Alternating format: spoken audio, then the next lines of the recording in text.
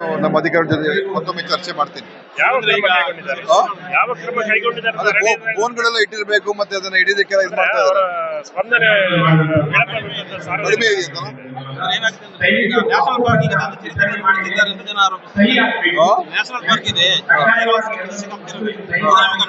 ಹೌದು,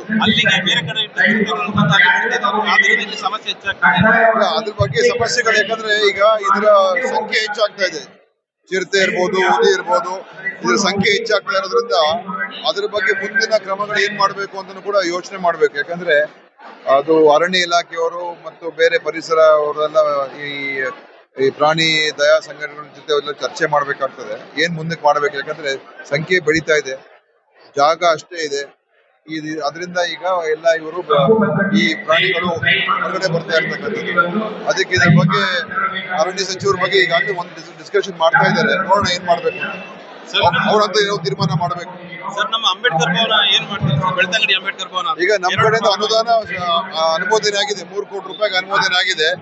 ಶಾಸಕರೇನು ಅವ್ರದ್ದೇನೋ ಬೇರೆ ಅಭಿಪ್ರಾಯ ಇಟ್ಕೊಂಡು ಕಾಮಗಾರಿ ಶುರು ಮಾಡೋದಕ್ಕೆ ಇನ್ನೂ ಅವಕಾಶ ಮಾಡಿಕೊಟ್ಟಿಲ್ಲ. ಅದಕ್ಕೋಸ್ಕರ ಅದನ್ನ ಏನಾದ್ರು ಒಂದು ತೀರ್ಮಾನ ನಾನು ಅವ್ರನ್ನೂ ಕರೆಸಿ ಮಾತಾಡ್ತೀನಿ. ಯಾಕಂತ ಹೇಳಿದ್ರೆ ಇದು ಅಂತಿಮವಾಗಿ ಸುಮ್ಮನೆ ಹಣ ಉಪಯೋಗ ಮಾಡದೇನೆ ಇಲ್ಲದೆ ಹೋದ್ರೆ ಅದು ಬೇರೆ ಕಡೆ ಸ್ಥಳಾಂತರ ಆಗ್ತದೆ. 7 ಕೋಟಿ ರೂಪಾಯಿ ವೆಚ್ಚದಲ್ಲಿ ನಿರ್ಮಾಣ ಆಗ್ತಿರೋದು ಅಂತ ಅವರು ಹೇಳ್ತಾ ಇದ್ದಾರೆ. ನಾನು ಇನ್ನೊಮ್ಮೆ ನೋಡ್ತೀನಿ, ಅವ್ರ ಜೊತೆ ಚರ್ಚೆ ಮಾಡ್ತೀನಿ, ಶಾಸಕರ ಜೊತೆ ಚರ್ಚೆ ಮಾಡ್ತೀನಿ. ನಮ್ಮಲ್ಲಿ ಒಂದು ಬಾಲಕನ ಒಂದು ಕೊಲೆ ಪ್ರಕರಣ ಆಗಿತ್ತು. ಇನ್ನು ಯಾರು ಮಾಡಿದ್ರೆ ಇನ್ನು ಪತ್ತೆ ಹಚ್ಚಕ್ಕೆ ಆಗ್ತಾ ಇಲ್ಲ ಅಂತ ಹೇಳ್ತಾ ಇದ್ದಾರೆ.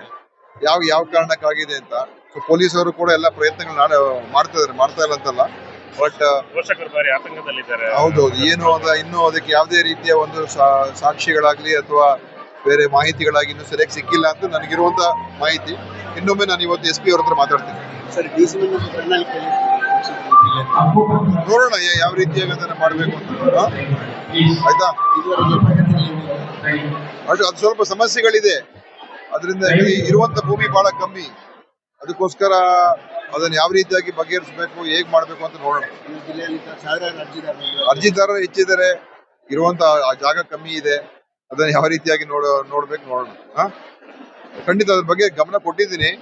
ಮುಂದೆ ಏನ್ ಮಾಡ್ಬೇಕು ನೋಡೋಣ. ಒಂದು ತೀರ್ಮಾನಕ್ಕೆ ಬರೋದರ ಒಂದು ಪ್ರಯತ್ನ ಮಾಡ್ತೀನಿ. ಜಿಲ್ಲಾ ಪಂಚಾಯತ್ ಚುನಾವಣೆ ಈಗ ಮಾಡ್ಬೇಕು ಅಂತಾನೆ ಸರ್ಕಾರದ ಮಟ್ಟದಲ್ಲಿ ತೀರ್ಮಾನ. ಬಹುಶಃ ಈಗ ಈ ಮಾರ್ಚ್ ಏಪ್ರಿಲ್ ತಿಂಗಳ ನಂತರ ಚುನಾವಣೆಗಳು ಖಂಡಿತ ಆಗ್ತದೆ.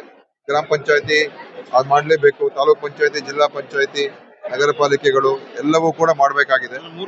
ಬೆಂಗಳೂರು ಕೂಡ ಜೂನ್ 30 ತಾರೀಕು ಒಳಗಡೆ ಮಾಡ್ಲೇಬೇಕು ಅಂತ ಇದೆ. ಈಗಾಗಲೇ ನಮ್ಮ ಮೀಸಲಾತಿಯಲ್ಲಿ ಅದು ಪ್ರಕಟಣೆ ಆಗಿದೆ, ಬೆಂಗಳೂರು ಮಹಾನಗರ ಪಾಲಿಕೆ GBA.